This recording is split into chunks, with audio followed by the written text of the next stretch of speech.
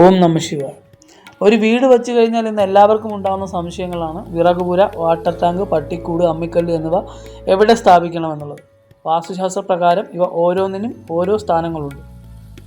നമ്മുടെ സൗകര്യം നോക്കി ഒരിക്കലും ഇത് ചെയ്യാതിരിക്കുക. ഇവയെല്ലാം വാസ്തുവിൽ വീടിൻ്റെ ഉപനിർമ്മിതികളായാണ് കണക്കാക്കുന്നത്. ഗൃഹത്തിന് പുറത്തു വരുന്ന ഈ ഉപനിർമ്മിതികളുടെ നിർമ്മാണം എങ്ങനെ വേണമെന്ന് വാസ്തുശാസ്ത്രത്തിൽ പറയുന്നുണ്ട്. ഗൃഹത്തിൻ്റെ 4 മൂലയിൽ നിന്നും ഗൃഹത്തിൻ്റെ പുറത്തേക്ക് വരുന്ന 45 ഡിഗ്രി കർണാകാരം വരയ്ക്കുമ്പോൾ അതിനെ തടസ്സപ്പെടുത്തുന്ന രീതിയിൽ ഉപനിർമ്മിതികൾ, അതായത് പട്ടിക്കൂടോ വിറകുപുരയോ പുറത്തെ ബാത്റൂമോ ഒന്നും തന്നെ വരാൻ പാടില്ല.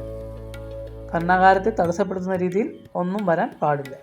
മൂലയിൽ നിന്ന് വരയ്ക്കുന്ന രജ്ജുക്കൾക്കുണ്ടാകുന്ന തടസ്സം, അതായത് കർണാകാരത്തിനുണ്ടാകുന്ന തടസ്സം ഗൃഹത്തിൽ താമസിക്കുന്നവർക്ക് ദോഷമായി വന്നു ഭവിക്കും.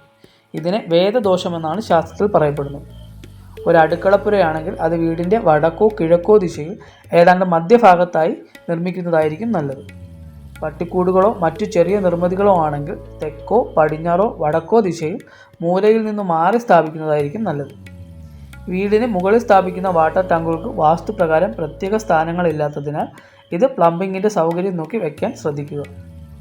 എന്നാൽ വീടിനോട് ചേർന്ന് ഭൂമിക്കടിയിലുള്ള ജലസംഭരണികളാണ് വടക്കോ കിഴക്കോ ദിശയിൽ കിണറിൻ്റെ സ്ഥാനത്ത് ചെയ്യുന്നതായിരിക്കും നല്ലത്. അലക്കുകല്ല്, അമ്മിക്കല്ല് എന്നിവ ഭിത്തിയോട് ചേർത്ത് കെട്ടുമ്പോൾ വീടിൻ്റെ തറപ്പുറം ചുറ്റളവിനെ ബാധിക്കാതെ ഒരല്പം മാറ്റി കെട്ടുക. കഴിവതും നിർമ്മിതികൾ മൂലയിൽ നിന്നുള്ള കർണാകാരത്തിന് തടസ്സം വരാതെ ചെയ്താൽ മതിയെന്ന് ചുരുക്കം. ഇത്രയുമാണ് ഉപനിർമ്മിതികൾ നിർമ്മിക്കുമ്പോൾ നാം ശ്രദ്ധിക്കേണ്ട കാര്യങ്ങൾ.